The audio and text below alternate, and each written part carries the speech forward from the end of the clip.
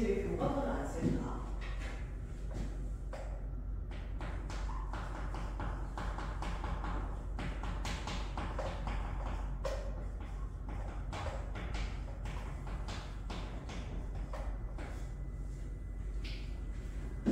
여러분은 다음 주 일요일이 정규 수업 마지막 수업이죠? 왜냐면 그 주가 시험 아니야 너희는? 그치? 근데 여러분들은 국어가 첫날이잖아. 그래서 21일 정규 수업을 나오셔야 돼요. 정규 수업 나왔다가 그리고 목요일에 오시면 됩니다. 그 주 목요일에. 대신에 그 주일을 안 부를게. 아주 선심들으시게. 그 주일에 안 부를게. 여러분들은 21일에 오시고 그리고 그 주 목요일에 와서 집보 하시고 일요일에 안 오시고 그 다음 주에 오시면 됩니다. 선생님 집보 몇 시간이에요? 근데 너희 학교 끝나고 하면 몇 시야? 너희 학교 끝나고 하는 거 처음이잖아 지금. 목요일 7교시. 아, 심지어 7교시야? 그래서 몇 시에 와 그러면? 왜 많이 못해요? 많이 못할 것 같아 나도. 그리고 너희는 목요일이 중요한 거야. 아, 너희 일요일이 중요한 거야. 다음 주 일요일이. 미술 안 와. 중간에 한 번 나오면 되거든. 월화 수업 중에 한 번 나오시면 될 것 같아요. 언니 꼭 불리는 거예요? 아니 첫날에 국어 내고 분리 주말에 해. 그거 금요일에 오잖아. 아니 물리가 같은 날에 와요. 엥? 무슨 소리야 그게? 국어만 보는 게 아니야? 네. 열심히 해. 근데 너희가 아마 오면 한 6시쯤 되지 않을까? 5시?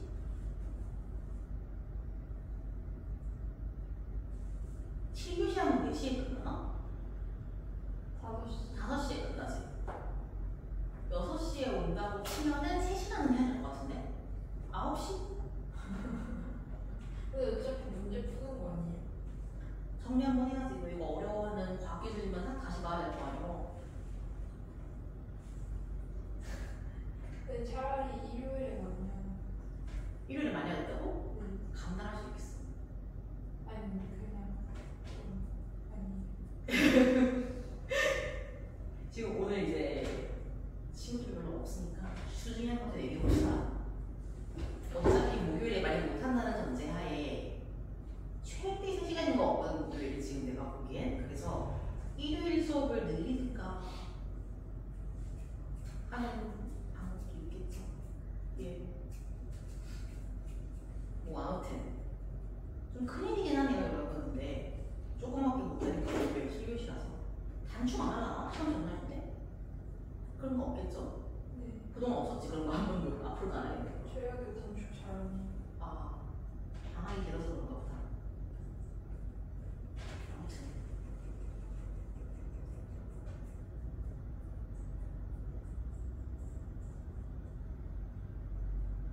자 봅시다.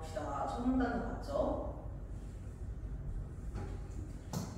자, 첫 문단부터 볼게. 입법은 이라고 시작하네요. 누가 봐도 입법 얘기하는 거 보니까 딱 봐도 사회, 정부, 정치 이런 질문 같아요. 그치? 입법이라고 하는 걸 보니까 우리는 일단 잡고 들어가야 되는 게 요거 사회 지문이구나. 그리고 입법, 법을 규정하는 얘기 했으니까 법 지문이 될 가능성도 있긴 있겠다 생각하셔야겠네. 자, 그래서 입법기관이 일정한 절차에 따라 법령을 제정하는 것을 의미한다. 정의지. 지금 입법의 정의를 설명해. 자, 첫 문단의 첫 줄에서 정의를 설명한다는 건 누가 봐도 걔가 핵심이라는 거야. 그치? 이 글 전체에서 꼭 알아야 하는 가장 중요한 단어가 입법이라는 거죠. 자, 넓은 의미에서는 입법기관이 사회 구성원의 다양한 의사를 수렴하여 법령을 반영하는 과정을 포괄하는데 이게 입법의 좁은 의미와 넓은 의미라는 걸 알 수 있겠죠.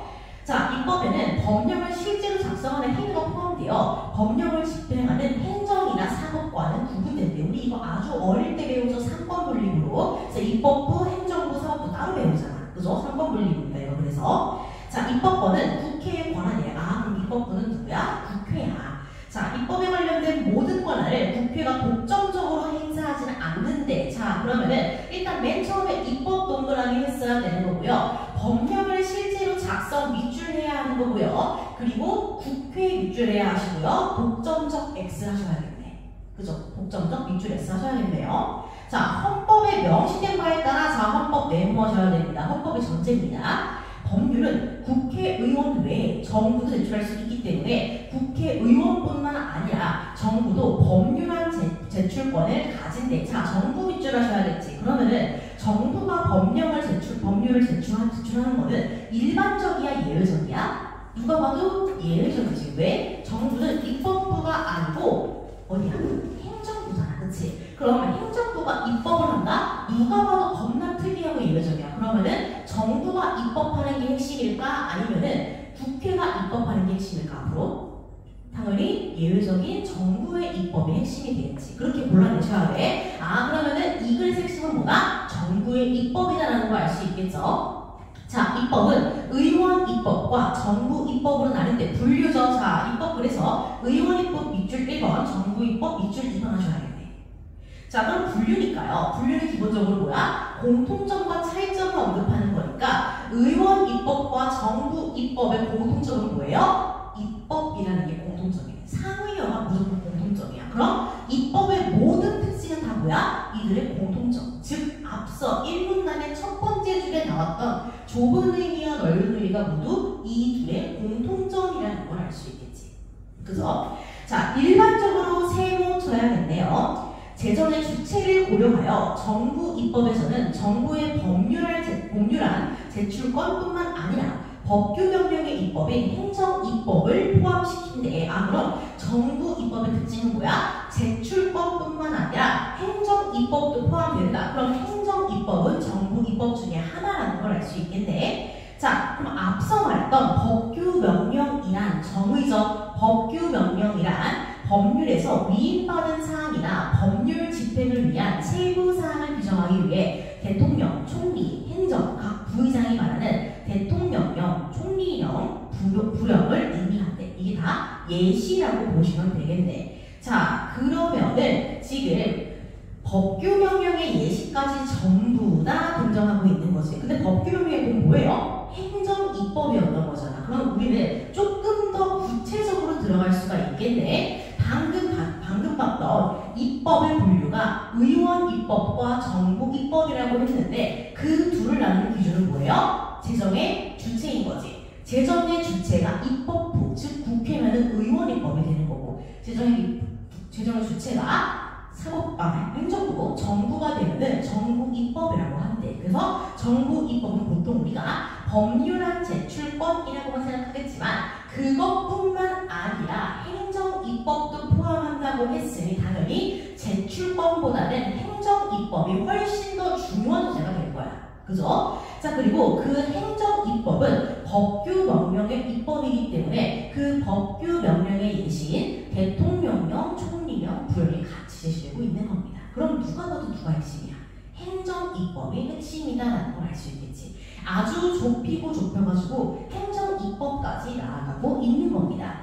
자, 그래서 자, 핵심은 볼게요. 정부의 입법이겠네. 행정부의 입법이라는 거야. 그래서 정부의 입법의 핵심이 되겠고요. 그래서 그 중에서는 뭐야? 행정 입법이 진짜 중요하겠다라는 걸 알 수 있겠죠. 그래서 앞으로도 정부가 입법을 어떻게 하는지에 대해서 입법에 대한 얘기를 많이 하게 될 거다. 입법과 관련된 이야기가 계속 언급될 거다라는 걸 알 수 있겠죠. 뭐 중간에 갑자기 국회가 입법하는 걸 쭉 얘기하진 않을 거 아니야, 그치? 그러니까 정부의 입법과 관련되겠다라는 걸 알 수 있을 겁니다.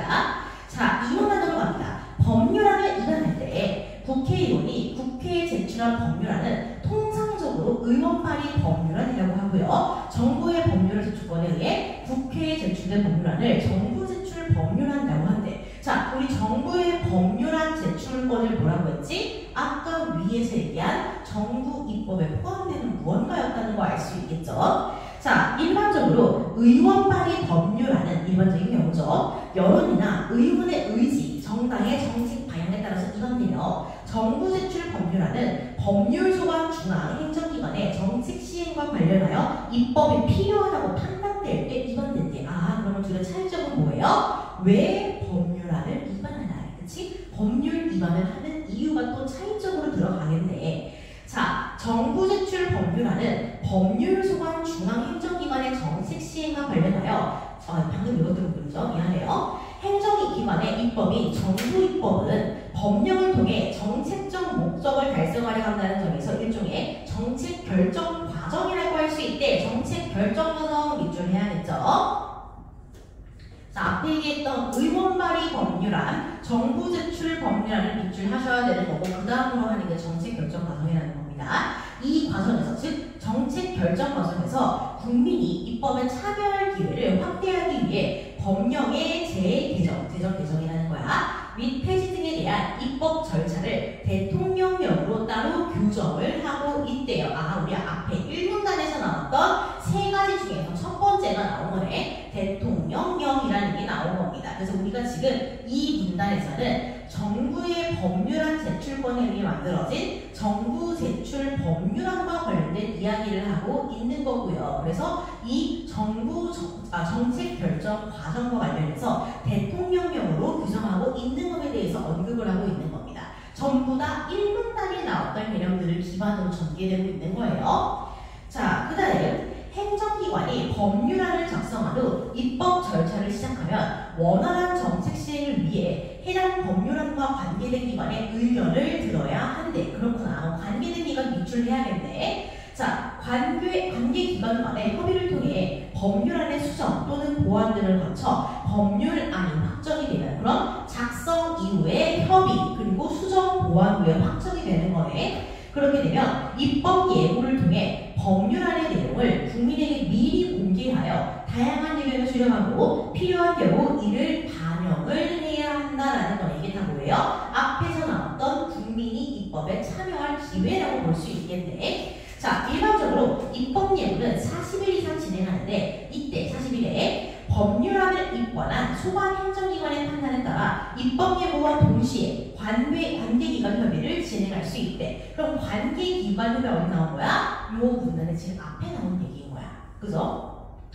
자, 입법 예고가 시작되면 정부 제출 법률안은 의원 법률안과 달리 지금 계속 정부 제출 법률안을 의원 발의 법률안과 비교하고 있는 거 확인하셔야 돼. 규제개혁위원회를 통한 규제 심사와 관련 행정기관을 통한 각종 영향평가를 실시하여 법률안의 적절성을 분석하게 된대. 자, 그럼 이거는 의원 발의 법률안에서 하는 거야, 안 하는 거야? 안 하는 거라는 걸 알 수 있어. 법률안의 적절성을 분석하는 거는 정부 제출 법률안에서만 하는 거고요. 의원 발의 법률안에서는 안 한다는 거죠.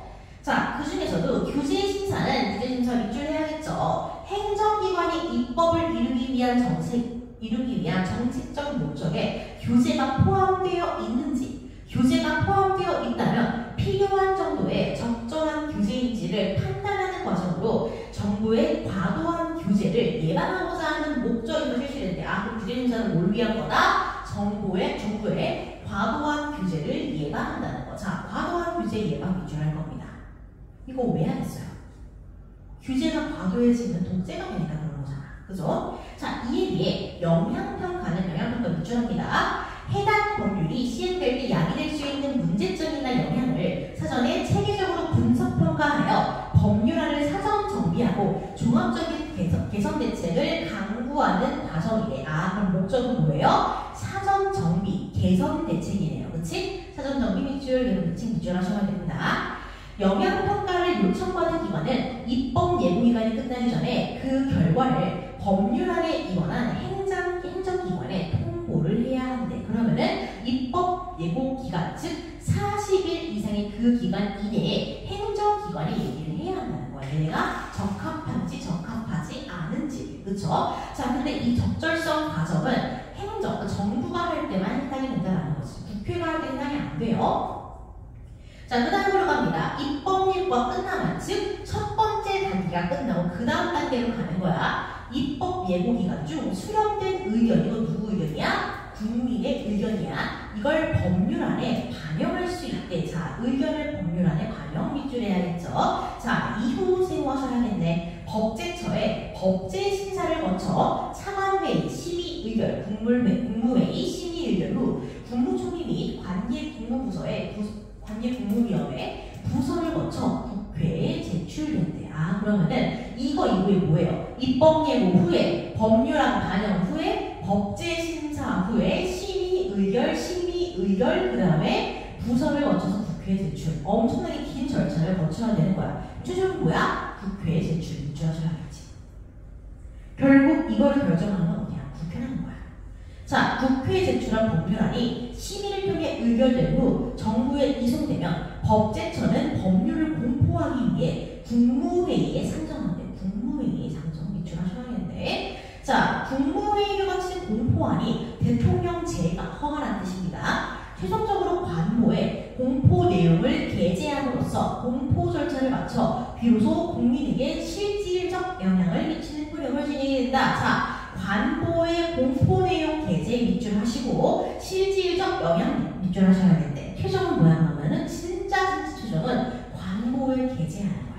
그게 공포 절차의 끝인 거죠. 자, 이에 비해 세모하셔야겠네요. 행정 입법은 자, 그럼 앞에서 얘기했던 건 뭐니더라? 무슨 입법이?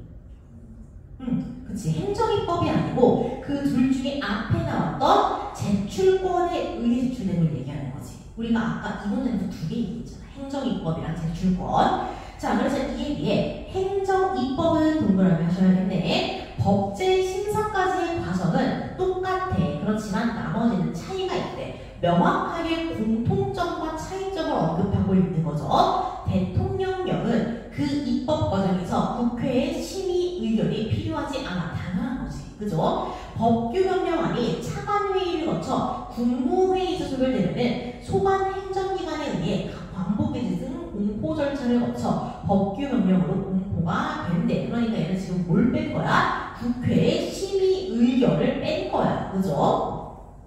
자, 그 다음으로 갑니다. 이때 공포 전 각부 장관의 결재를 받는 부령과는 달리 총리령은 공포 전 국무총리의 결재를 받아야 한대. 그러니까 자, 봐봐요. 공포 전에 부령은 부장관의 결재를 받아야 하고요. 총리령은 국무총리의 결재를 받아야 돼. 그럼 상식적으로 대통령은 누구의 결재를 받아? 대통령 자신의 결재를 받는 거야. 근데 그거 할 필요 있어 없어? 없겠지. 자기가 하는 거니까.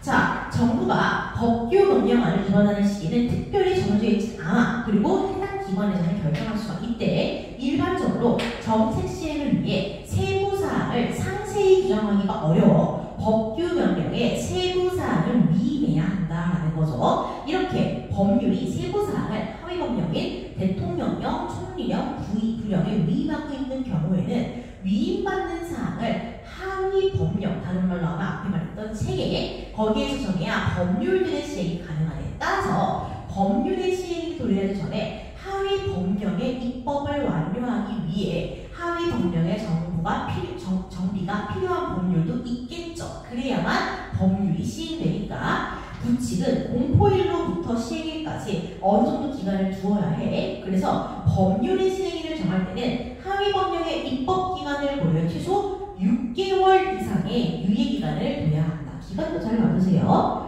자, 정책 시행을 위해 입법을 추진하는 행정기관은 입법 과정에서 여러 사항을 고려해야 하는데 특히 세번쳐야 중요한 거 행정기관을 통해 위반되는 모든 법률이나 법규명령은 전체 법령체계와 조화 밑줄해야겠네. 그래서 헌법, 상위법률 또는 상위명령에 위배되지 않아야 돼. 왜? 얘네는 다 하위 법률이니까 정부의 정책 의지를 정확하게 반영해야 한다는 거야. 정책 의지 밑줄하셔야 합니다. 또한 세모, 정부의 입법 과정이 민주적이고 효율적으로 이루어질 수 있도록 절차가 구체적으로 규정돼야 한대. 민주적, 효율적 밑줄하시고 구체적 규정 밑줄하셔야 되는 겁니다. 이게 꼭 필요한 과정인 거죠. 이게 전부예요. 그래서 이 지문은요, 기본적으로 우리가 1분단에서 무엇이 핵심인지를 잘 잡는 게 중요해. 그래서 정부의 입법이 핵심이라는 걸 잡고요. 그리고 그 정부 입법이 두 가지로 나눈다는 걸 잘 봐야 돼. 그래서 그 두 가지가 각각 그 본론의 핵심이 될 테니까 그 두 가지를 잡고 얼마나 들어갈 수 있냐가 중요한 겁니다. 그리고 계속해서 그 입법부의 법률 입법과 계속 비교를 할 수가 있어야 한다는 거. 그 정도를 잘 정리하시고 절차 같은 것들 정리 잘 해주세요. 이런 것들을 이제 순서, 인과를 뒤집으면서 오답을 만들기 때문에 여러분들이 각 입법별로 순서, 제정만 순서 문서를 만드는 그것만 잘 봐주시고 어떤 때에 빠지고 어떤 때에 들어가는지 그런 것들만 정리 잘 해주세요. 그래서 내용이 많은 지문이기 때문에 여러분들에게 약 5분의 시간을 드릴 겁니다. 5분의 시간을 드릴 테니까 제가 하는 것처럼 여러분 한번 도식화해보세요. 지금 여러분들 머릿속에서 한번 정리를 하고 이후에 한번 따라가 볼 겁니다. 그래서 5분 정도 드릴게요. 빠르게 한번 정리해보세요.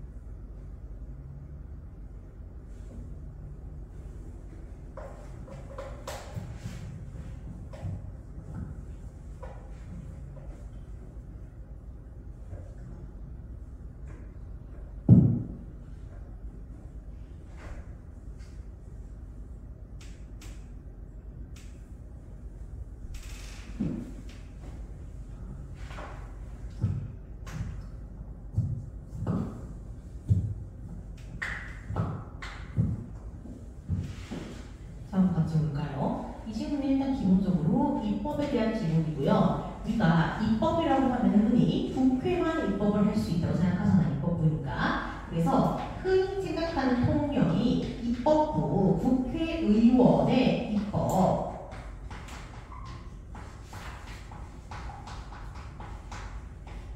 또는 정부, 뭐가 이상하네. 자, 또는 정부의 입법 이렇게 두 가지로 나뉠 수가 있겠죠. 자, 정부의 입법 이 두 가지는 많은데 이 위에 게 당연히 일반적인 경우니까 밑에 나오는 예외적인 경우가 당연히 핵심이 될 수밖에 없다는 걸 잘 기억하시면 되겠죠. 자, 그래서 이게 국회의원이 제출하는 걸 우리는 의원 입법이라고 할 거고요. 그리고 밑에 정부가 제출하는 걸 정부 입법이라고 할 겁니다. 당연히 위에 것 의원 입법은 일반적인 상황이니까 별로 중요하지 않아. 그렇지만 정부 입법은 행정부가 입법에 관여하는 거기 때문에 조금 특이한 거다라고 볼 수 있겠죠. 당연히 밑에 거라고 보시면 돼. 자, 그래서 정부 입법은 두 가지로 나눌 겁니다. 첫 번째는 정부의 제출권이란 말이었죠. 정부의 법률안 제출권, 법률안 제출권.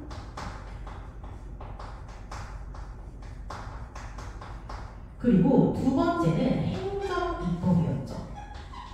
이 두 가지로 나뉜다라고 생각을 하시면 됩니다. 자, 그러면은 봐봐 얘들아, 정부의 법률안 제출권과 행정입법의 공통점은 뭐야? 어쨌든 정부 입법이라는 게 공통점인 거고요. 그럼 정부 입법과 의원 입법의 공통점은 뭐야? 입법이라는 게 공통점인 거지. 그럼 이 둘을 나눈 차이는 뭐다? 이 둘을 나눈 차이점은 입법의 주체가 차이점이 된다. 그래서 여기서 잡을 수 있는 차이점, 이게 바로 주체, 입법 주체가 어떻게 되냐. 공통점은 입법이라는 특징인 거고요. 자, 그럼 밑에 법률안 제출권과 행정입법의 차이는 뭐겠어? 우리가 읽으면서 파악하셔야 되는 거야, 그런 것들을. 자, 그래서 이 행정입법은 우리가 법규 명령이라는 말도 같이 알고 있어야 돼.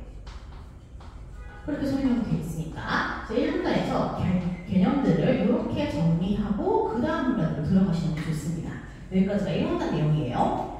자, 그다음에 법률안을 입안할 때 하고 나오는 게 의원 발의 법률안과 그리고 정부 발의 법률안, 이거 두 개, 정부 제출 법률안 두 가지로 나뉘게 되는 거죠. 자, 그래서 정부가 법률안 제출권으로 만들어낸 게 뭐야? 정부 제출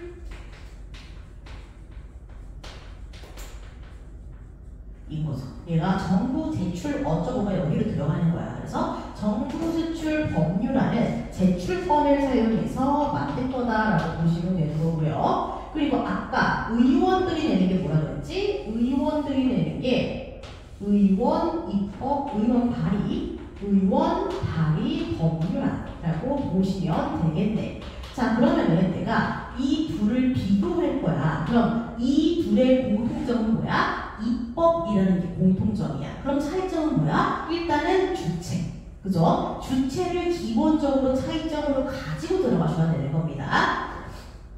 자, 그래서 의원 발의 법률안에 위반 이유를 먼저 얘기하고 있고요. 그 다음에 정부 제출 법률안에 위반 이유를 얘기하고 있어. 그래서 이 문단에서 추가로 언급되는 차이점은 뭐야? 위반의 이유. 위반 이유가 두 번째 추가로 나오는 차이점이라고 생각을 하시면 되겠죠. 자, 그래서 특히 뭐야? 정부 제출 법률안은 그 위반 이유 때문에 추가적으로 무엇을 강조하고 있다? 그 정부 정책 과정이라는 걸 강조를 하면서 국민의 입법 참여 기회를 확대하고 있다. 그래서 일종의 정책 결정 과정이 되기 때문에 국민 참여가 가능하다는 게 핵심이겠네. 자, 그래서 1단은 우리가 1문단에서 잡는 이 둘 사이의 차이점은 입법의 주체인 거고요. 2문단에서의 차이점은 법안을 내는 이유, 위반을 하는 이유라고 보시면 되는 겁니다. 알겠죠? 자, 그 다음으로 계속 이어서 갑니다. 행정기관이 법률안을 작성한 후 입법 절차를 시작해야 한대. 그러니까 이 이유는 뭐가 나와? 이 정책 과정으로서의 정부 제출 법률안이 위반된 이후의 과정을 쭉 나열을 하고 있는 거야. 그죠? 그래서 무엇을 해야 한대? 입법 예고를 해야 한다라고 얘기를 하고 있네. 그래서 이 입법 예고를 통해서 우리가 의원 발의 법률안과의 세 번째 차이점을 이야기할 수가 있어. 이게 뭐예요? 법률안의 적절성을 분석하는 과정이야. 이게 세 번째 차이점이야. 알겠죠? 그래서 지금 이 의원 발의와 그리고 정부 제출의 차이점이 세 번에 걸쳐서 언급이 되고 있는 거야. 세 문단에 걸쳐가지고. 자, 그래서 어쨌든 그런 목적을 제시하고 있고요. 그 다음에 영향평가라는 게 있다라고 얘기하고 있네. 그래서 우리는 이 문단에서 일단은 과정 중에서 입법 예고를 알아야 하고요. 입법 예고에서 진행이 되는 영향평가에 대해서 조금 더 알고 있어야겠죠. 그 정도라고 보시면 됩니다. 자, 그 다음으로 한번 갈게요. 자, 그래서 이 정책 과정에서 조금 더 세분할게. 자, 정책 과정에서 첫 번째로 해야 하는 입법 예고. 여기에 해당하는 게 뭐가 있다? 두 개 정도가 있었지. 규제를 평가하는 게 하나가 있었고, 그 다음은 영향을 평가하는 게 있었죠. 그래서 규제 심사라는 것과 영향평가 이걸 잘 보셔야 되고요. 여기서도 우리가 의원 발의 법률안과의 차이점을 잡을 수 있어야 되는 거야. 자, 그 다음으로 갈게요. 자, 그 다음 행정입법으로 갑니다. 자, 미안. 앞에 깜빡했네. 자, 입법 예고가 끝나면은 법률안에 반영을 하고요. 그 다음에 법제 심사를 거치고요. 국회에 제출한 후에 법률을 공포하게 되는 거죠. 그쵸? 그래서 의견을 법률에 반영하는 거. 왜? 이것도 일종의 정책 과정이니까. 그죠? 그래서 의견을 반영해야 돼. 이때 의견이라는 거는 국민이 참여했던 의견을 가리키기도 하는 거야. 자, 그 다음으로는 법제 심사를 거쳐야 되고, 그 다음에 여러 가지 심의 의견을 거쳐야 돼. 그 다음 법제 심의와 의결 과정을 거쳐야 돼. 그런 다음에 뭐 해야 하겠더라? 그 다음에 정부로 가서 공포를 위한 국무회의를 해. 그 다음에 공포 절차가 끝나게 되는 거야. 그죠? 그래서 국무회의 후에 공포. 이렇게 된다. 이 둘을 합쳐서 우리는 공포 절차라고 이야기를 하고 있는 거죠. 이렇게 먼저 정리를 해보세요. 과정이 이렇게 된다. 자, 근데 이에 대해 행정입법이라는 게 있대. 자, 행정입법은 뭐니? 아까 이 둘 사이의 공통점은 전국 입법이라는 건데 차이점은 뭐였어? 과정상의 차이점이라는 게 있겠네. 자, 그럼 행정 입법은 예와의 공통점을 가진 동시에 차이점도 한번 찾아봐야겠지. 어디까지는 같아?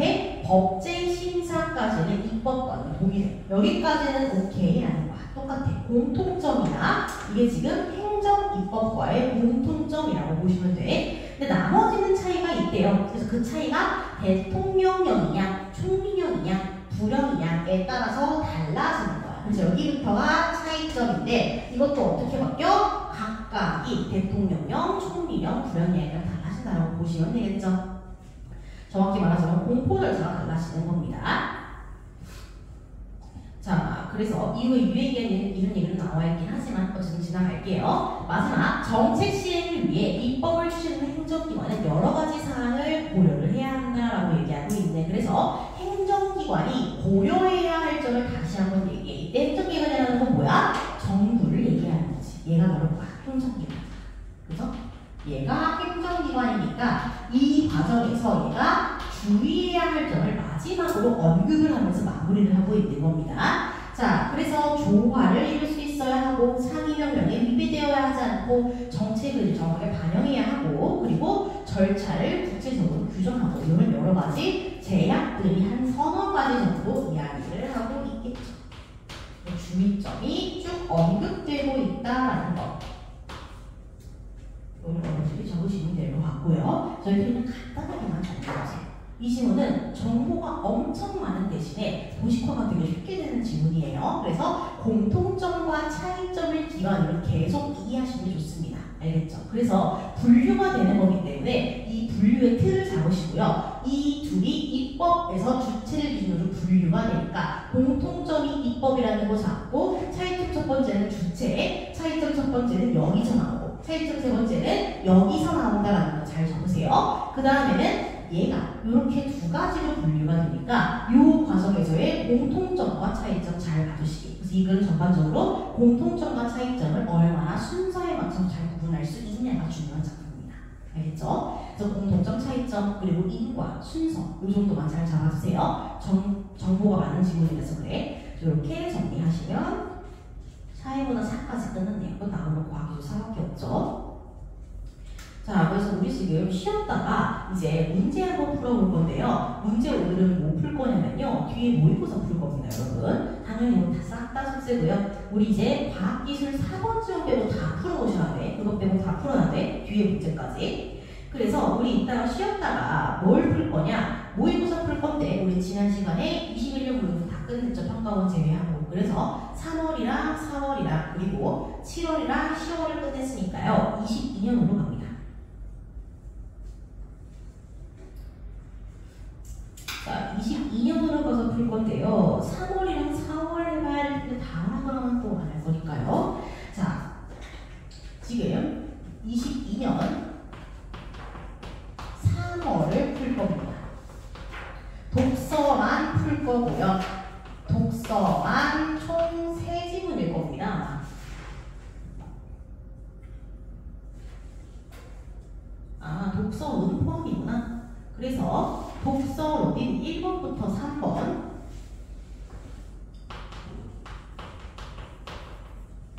1번부터 3번이고요.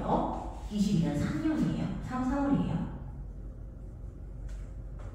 그 다음에 다음 가시면은 4번부터 9번이래. 사회 문화는 4번부터 9번.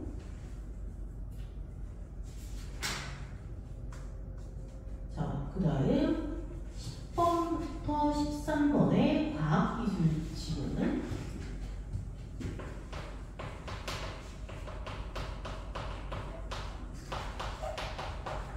그 다음에 14번부터 17번의 인문 예술 지문. 그래서 총 3개의 지문이고요. 도합 30분을 드릴 겁니다, 여러분. 너무 좋을까? 근데 그래야 빨리 가죠. 30분 드릴 거고요. 그래서 12시 30분부터 1시까지 풀고 귀가를 할 겁니다. 아시겠죠? 제가 같이 공유해드렸죠, 여러분? 이렇게 푸시고 채점 후에 기가 하고 싶은 선생님 숙제니까 자 이렇게 하시면 되고요. 그래서 오늘의 숙제 안내드릴게요. 자 오늘의 숙제 이제는 진짜로 책을 끝내야 돼요. 책 본교재 과학기술 4번 지문 빼고 완전 싹 다 풀어야 돼요. 그리고 본교재 뒤에 있는 모의고사는요. 독서만 하세요. 독서만 한다면 오늘 이거 풀었으니까 독서만 해서 22년 3월 풀고 고치시고요. 22년 4월 풀고 고치시면 됩니다. 알겠죠? 그래서 이거 2개 숙제 하나 더 하려다가 여러분 힘들 것 같아서 이렇게 2개만 할 거고요. 다음 주에는 과학기술 4번 지문 하고 싹 다 책 끝낼 겁니다. 30분부터 시작할게요. 쉬세요.